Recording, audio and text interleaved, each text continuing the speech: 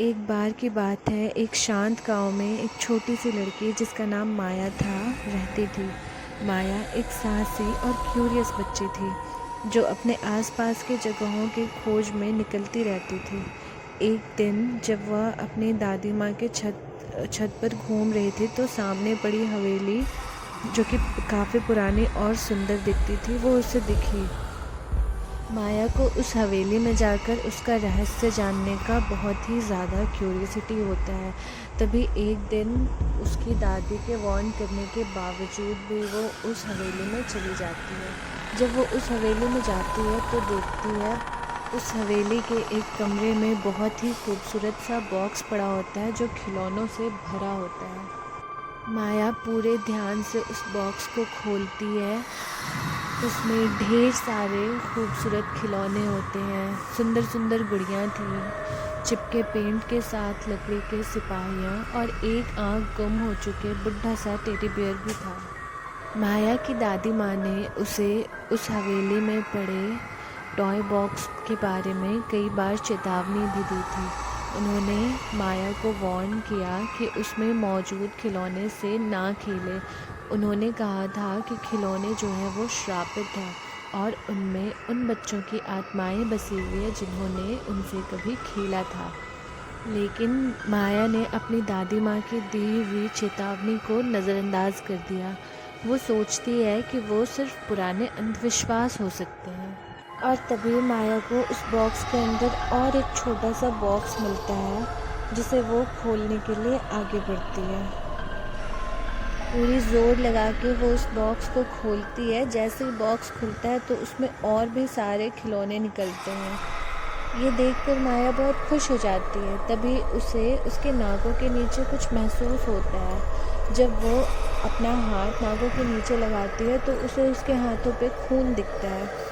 फिर सामने पड़ी गुड़िया पर उसकी नज़र जाती है जिसका मुंह खून से लथपथ होता है। यह सब देखकर माया बहुत डर जाती है और खिलौनों को बिखरा पड़ा छोड़कर अपने घर चली जाती है। उस रात माया जब बिस्तर पर लेटी थी उसे लग रहा था कि कोई उसे देख रहा है। जब वो देखने के लिए मुड़ी तो उसके बिस्तर के पैर में मैरियोनेट पपेट अपनी बेहोश आंखों के साथ मिली।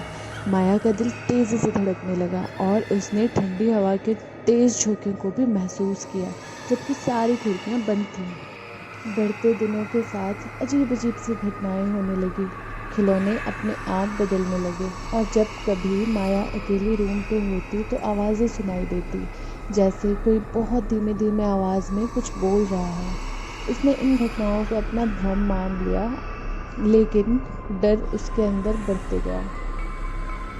एक तेज़ तूफान वाली रात माया के पेरेंट्स को फैमिली इमरजेंसी की वजह से गांव जाना पड़ा, माया को अकेले छोड़कर। जैसे ही बिजली चमकी और बिजली की आवाज़ सुनाई देने लगी, माया ने फैसला कर लिया कि अब वो इस डर का अंत करके रहेगी और वो टॉय बॉक्स की तरफ बढ़ी। माया ने बॉक्स का ढक्कन खोला और मैरियोनेट पपेट को पकड़कर मजबूती से उसे अपने कपड़े में बांध लिया।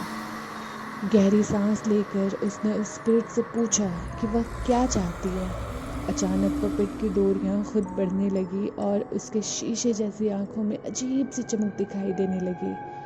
कमरे में खौफनाक आवाज़ गूंजी और एक डरावनी आवाज़ उसके कानों में गूंज उठी। एक भयानक आवाज़ बता रही थी पपेट के पीछे की एक दुखी बच्चे की कहानी, जो बच्चा अकेला था और लोगों ने उसे भुला दिया था और अपनी तन्हाई में उसने एक बहुत पुरानी आत्मा का साथ काले मंत्रों को पढ़ने लगा। माया ने समझ लिया कि वो दुखी बच्चे की दुखित आत्मा से फेस टू फेस मिला रही है। आत्मा को मुक्ति देने के लिए निश्चित होकर माया ने पपेट को मुक्ति के रूप में पेश किया। कमरे में एक तेज रोशनी आई। पपेट थिरकने और धक्के खाने लगा। फिर एक आखिरी रोशनी के साथ पपेट गिर गया। उसकी डोरियां काट दी गई और कमरा शांत हो गया। माया को बहुत रिलीफ हुआ। टॉय बॉक्स खुद ही बंद हो गया और कमरा वापस से नॉर्मल हो गया। माया को काफ़ी राहत लगी, जैसे वह भयानक प्रेजेंस को दूर कर दिया हो। उस दिन के बाद से माया ने कभी टॉय बॉक्स से खेलने की कोशिश नहीं की। वो समझ गई कि बड़े जो बोलते हैं उनके पीछे वजह होती है, इसलिए उनके बातों को नज़रअंदाज करके कोई भी कदम नहीं उठाना चाहिए।